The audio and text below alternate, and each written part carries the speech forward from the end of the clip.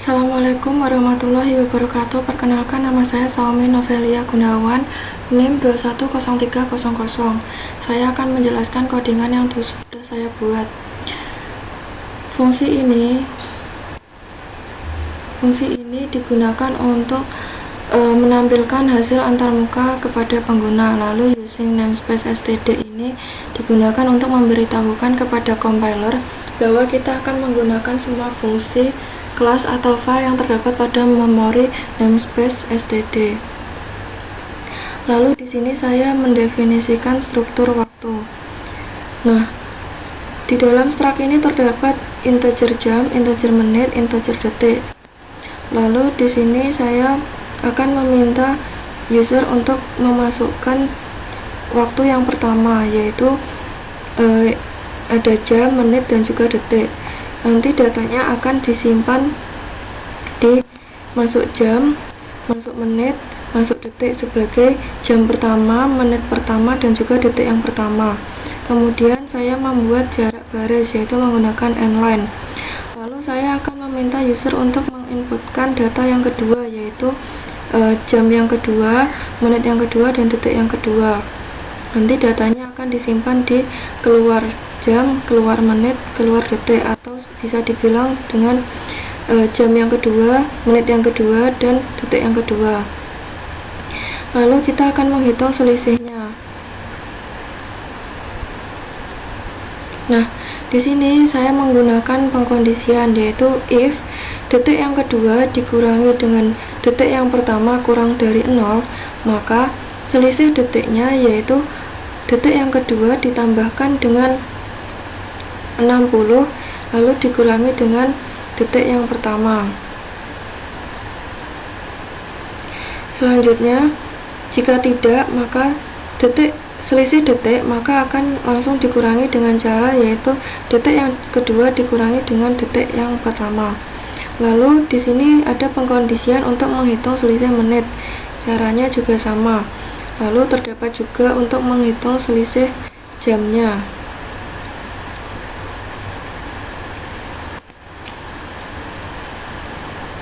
Nah,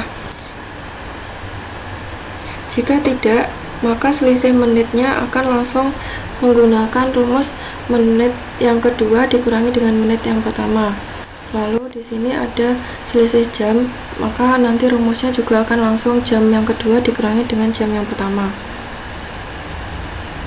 Lalu saya juga membuat baris lagi menggunakan n-line. Nah, selanjutnya untuk menampilkan selisih dalam detik. Untuk menampilkan selisih dalam detik, maka selisih jam, selisih menit itu nanti akan diubah ke dalam detik. Untuk mengubahnya yaitu dengan untuk jam dikalikan dengan 3600 dan untuk menit dikalikan dengan 60. Maka nanti hasilnya akan dijumlahkan, yaitu selisih jam dijumlahkan dengan selisih menit lalu dijumlahkan dengan selisih detik.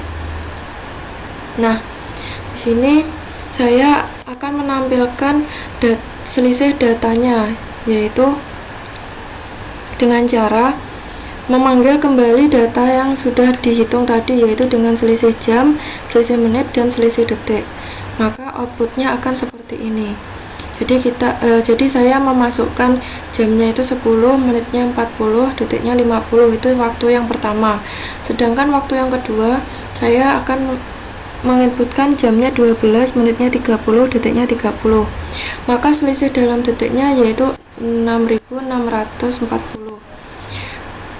Lalu menampilkan selisihnya dalam bentuk jam, menit, dan detik, yaitu beda 1 jam, 50 menit, 40 detik.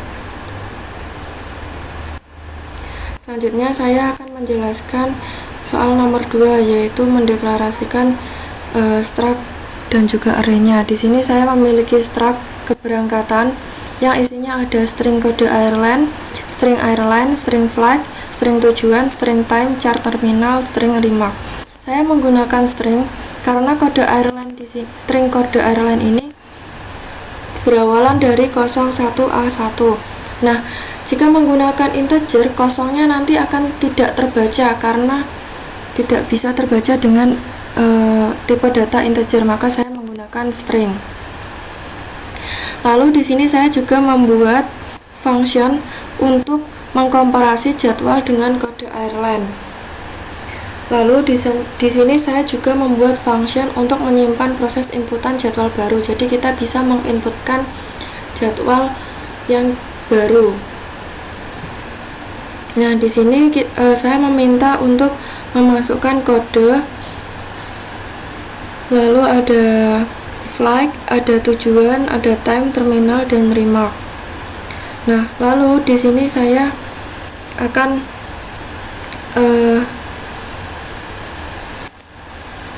meminta berapa jumlah yang ingin diinputkan. Misalnya saya meminta jadwal yang ingin saya inputkan yaitu ada 3, maka nanti kita akan menginputkan 3 data. Selanjutnya di sini saya juga mensorting jadwal dengan kode Ireland sebagai acuan. Nah, dengan cara sort begin jadwal and jadwal komparasi, yaitu untuk mengurutkan arraynya. Lalu saya akan membaliknya dengan cara reverse begin jadwal and jadwal. Nah, di sini saya akan membuat tabel. Tabelnya terdapat header, yaitu ada kode Ireland, flag, tujuan, time, terminal, dan remark. Lalu di bagian for integer i sama dengan 0, i kurang dari jadwal, maka di sini saya akan menampilkan data yang sudah saya inputkan tadi. Maka outputnya akan seperti ini. Nah, ini jumlah jadwal yang saya ingin inputkan ada 4. Maka saya akan menginputkan kodenya 01A1. Selanjutnya juga seperti itu. Nah, nanti akan muncul tabel seperti ini. Dan sudah diurutkan menjadi 01A1, 01A2, dan seterusnya. Seperti itu. Selanjutnya saya akan menjelaskan soal yang terakhir. Nah, di sini terdapat integer a sama dengan 21, yaitu memberikan nilai 21 pada variabel a. Lalu terdapat pointer, yaitu integer a pointer 1, yaitu mendeklarasikan variabel a pointer 1 sebagai pointer. Di sini ada tanda bintangnya, maka kita sudah tahu variabel tersebut adalah pointer. Lalu integer bintang 2 a pointer 2, yaitu mendeklarasikan variabel a pointer 2 sebagai pointer. Tanda bintang 2 digunakan untuk menunjukkan alamat pointer ke pointer. Jadi a pointer 2 ini nanti akan menunjukkan alamat dari a pointer 1. Selanjutnya a pointer 1 ini artinya yaitu mengkopikan alamat variabel a ke dalam variabel a pointer 1. Selanjutnya ini artinya adalah mengkopikan alamat a pointer 1 ke dalam variabel a pointer 2. Lalu kita akan menampilkan nilai a. Nilai a yang pertama ini yaitu variabel a sendiri, yaitu menampilkan variabel a.